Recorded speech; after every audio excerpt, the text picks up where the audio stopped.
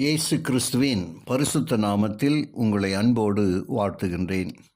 அன்புக்குரிய தேவ பிள்ளைகளே, இன்றைய நாளிலும் ரோமன் கத்தோலிக்க கல்வியும் அதன் வஞ்சகமும் என்ன என்பதை படித்துக் கொள்வோம்.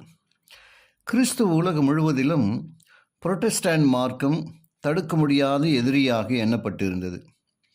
சீர்திருத்தத்தின் முதல் வெற்றி கடந்து செல்லவே அதன் அழிவை நிறைவேற்றலாம் என நம்பி ரோமன் கத்தோலிக்க மார்க்கம் புதிய சக்திகளை வரவழைத்தது.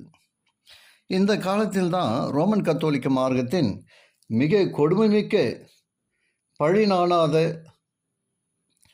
வலிமைமிக்க வீரர்கள் அடங்கிய ஜெசுவைட்ஸ் என்ற சபை ஏற்படுத்தப்பட்டது.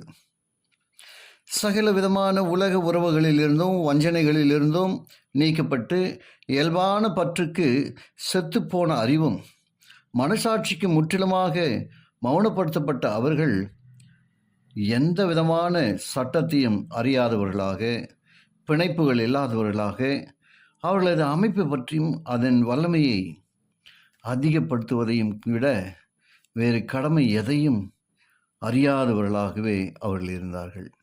அன்புக்குரிய தேவ பிள்ளைகளே, தங்களது எஜமானர்களின் மீது உளவாளிகளாக இருப்பதற்காக அவர்கள் வேலைக்காரர்கள் ஆனார்கள். அவர்கள் இளவரசர்கள், மேன்மக்கள் ஆகியோரின் மகன்களுக்காக கல்லூரிகளையும் சாதாரண மக்களுக்காக பள்ளிகளையும் நிறுவினார்கள்.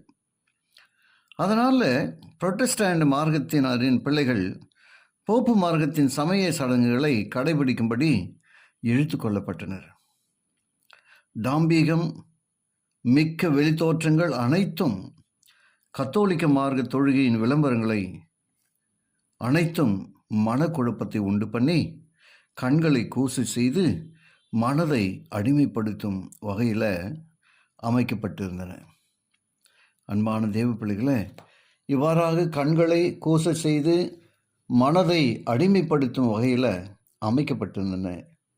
எந்த சுதந்திரத்திற்காக தந்தைகள் பாடுபட்டு ரத்தம் சிந்தியிருந்தார்களோ அவைகளுக்கு மகன்கள் துரோகம் செய்தனர்.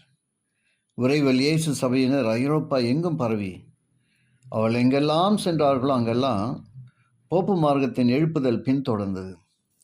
அன்புக்குரிய தெய்வ பிள்ளைகளை, சீர்திருத்தத்தின் ஒளியை அணைப்பதற்கு ரோமன் கத்தோலிக்க நிர்வாகத்தால் பயன்படுத்தப்பட்ட கருவிகள் இப்படிப்பட்டவையாக இருந்தன. சீர்திருத்தத்தின் ஒளியை அணைப்பதற்கு மனிதர்களிடமிருந்து வேதாகமத்தை நீக்கவும், இருண்ட காலத்தில் இருந்த அறியாமையையும் மூட நம்பிக்கைகளையும் மீண்டும் புகுத்திடவும் ரோமன் கத்தோலிக்க நிர்வாகத்தால் பயன்படுத்தப்பட்ட கருவிகள் விதமாக இருக்கிறது. அன்புக்குரிய தேவ பிள்ளைகளை, தொடர்ந்து நாம் ஜெபத்தோடு இருப்போம்.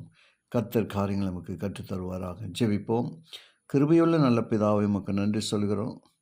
இதோ இந்த நாளிலும் கூட எங்களோடு கூட நீர் பயணித்தது போல உங்களுடைய வார்த்தைகளை கேட்டு ஒவ்வொருவரையும் நீங்கள் ஆசீர்வதிங்க.